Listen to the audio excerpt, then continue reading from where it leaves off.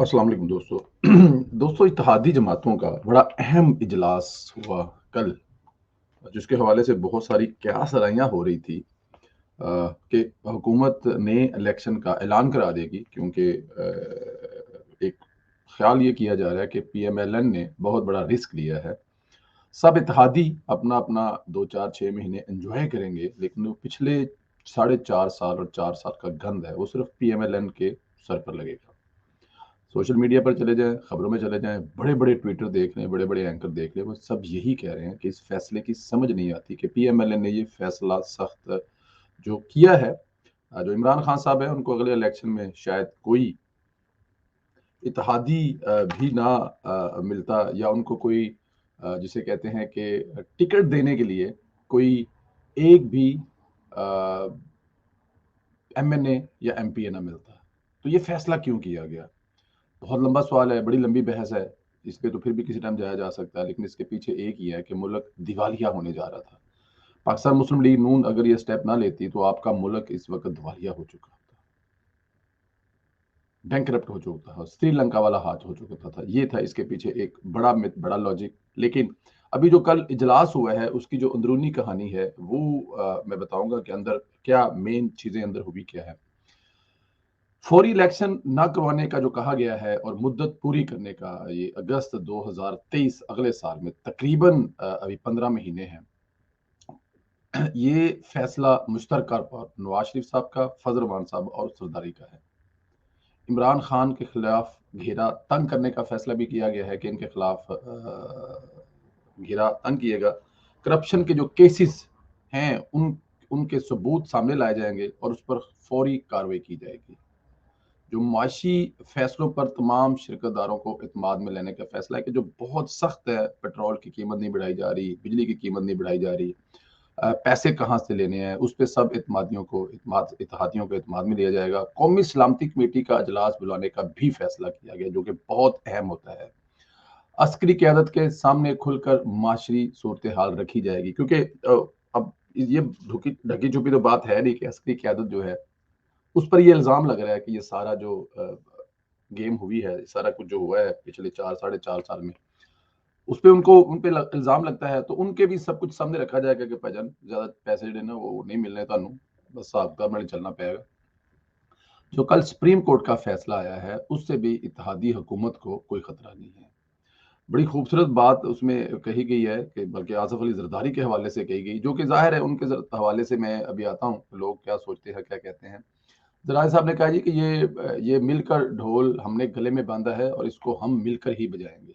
इमरान खान के जलसों से परेशान ना हो, इनसे बहुत बड़े जलसे करेंगे नवाज शरीफ का मौक़िफ़।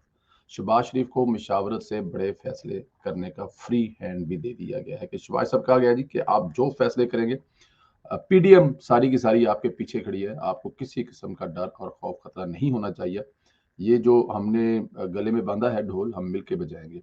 तो इत्तेहादी जमातों का शहबाज शरीफ को ये कहना कि आपको बिल्कुल फ्री हैंड है हर मामले में, चाहे वो मईशत ठीक करने के हवाले में हो, चाहे वो इमरान खान साहब के करप्शन केसेस सामने लाकर इनको रोकना, ढकना, जो भी हो, वो सब आपको फ्री हैंड दिया जाएगा।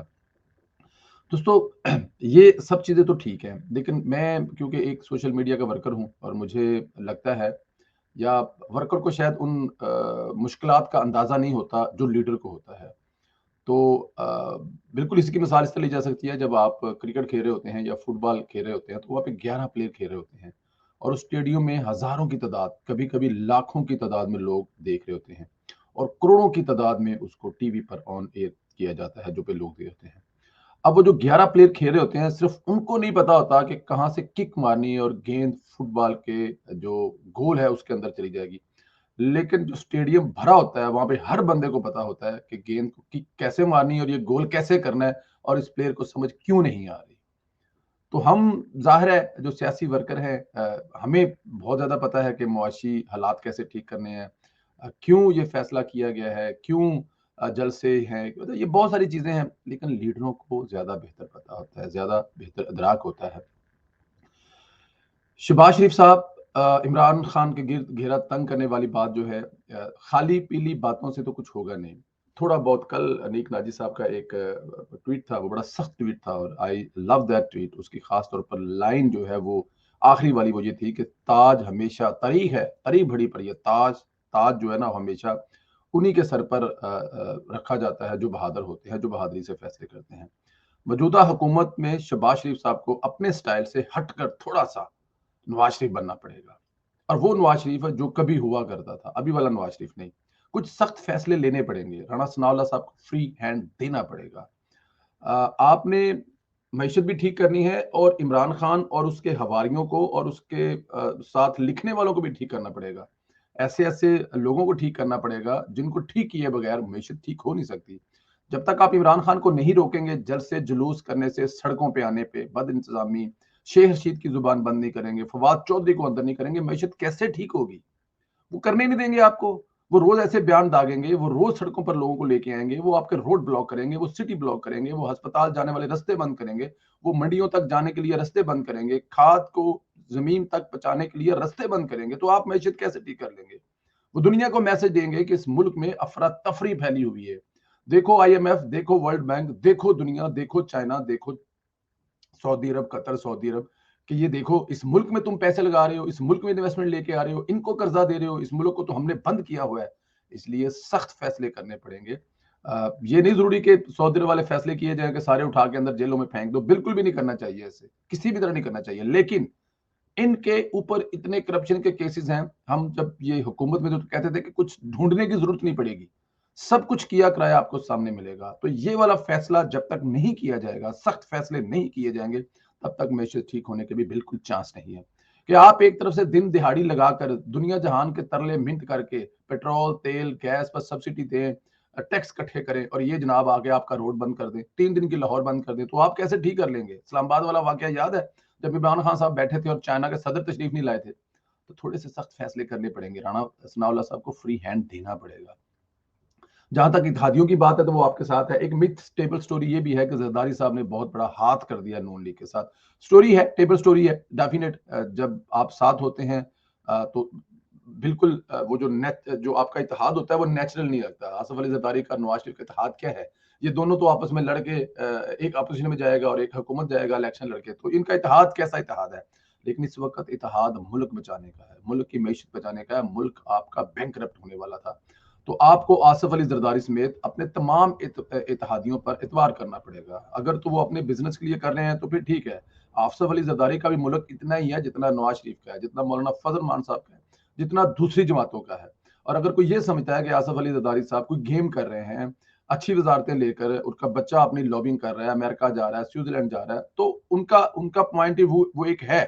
लेकिन दूसरी तरफ आप ये मत समझे कि अगर 1.5 साल में हालात ठीक हो गए, मैशियत संभल गई, प्राइसें कंट्रोल रही, को थोड़ी बहुत सस्ती होगी, इन हालात में भी सब्सिडी दी गई, तेल न चाहते हुए भी महंगा ना किया गया, और साल 1.5 साल बाद डॉलर जो है 25-30 रुपए नीचे आ गया, तो मत भूलें उसका फायदा आसिफ जरदारी को कम होगा, नवाज शरीफ की हुकूमत और नवाज शरीफ को ज्यादा होगा। नवाज शरीफ और भी ज्यादा पॉपुलर होगा अगले साल इलेक्शन जाने के लिए।